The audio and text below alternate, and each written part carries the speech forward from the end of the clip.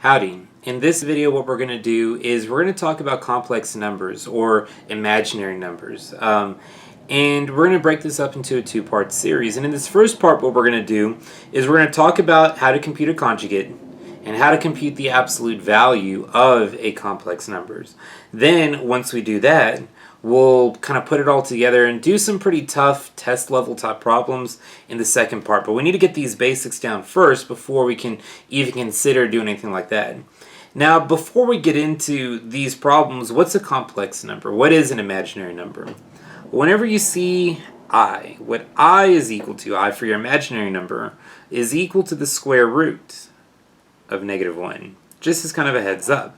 That's what a complex number is, and it's got a lot of uses for it.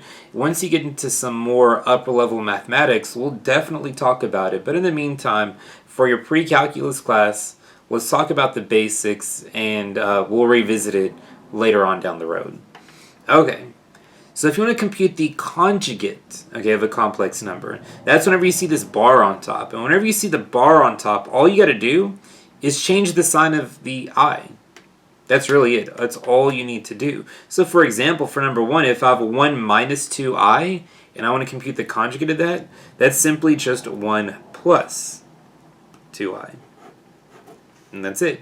And if I have just 4i, so you have no number in front of there, the conjugate of just 4i will be a negative 4i. And that's it. That's how you compute the conjugate of a complex number. Now let's talk about absolute value. The way you compute the absolute value of a complex number is you're going to take the square root of the real term squared plus whatever number multiplied in front of the I squared and square root of that. That's it. So for example, if I have the absolute value of 2 minus 5i, this will be the square root of the 2 squared plus -5 squared, which is the square root of 4 plus -25, or -5 squared is 25, which is the square root of 29. And then finally with this one, let's take a look at this, the square root of -9. Well, hold up. You can rewrite this square root of -9 as 3i, okay? You can rewrite this, the square root of -9 as 3i, because I know square root of 9 is 3. But because you have a negative underneath, that's why you make that into an I. And the absolute value of 2 plus 3i is simply just the square root of 2 squared plus 3 squared, which is the square root of 4 plus 9, which will be the square root of 13. Okay.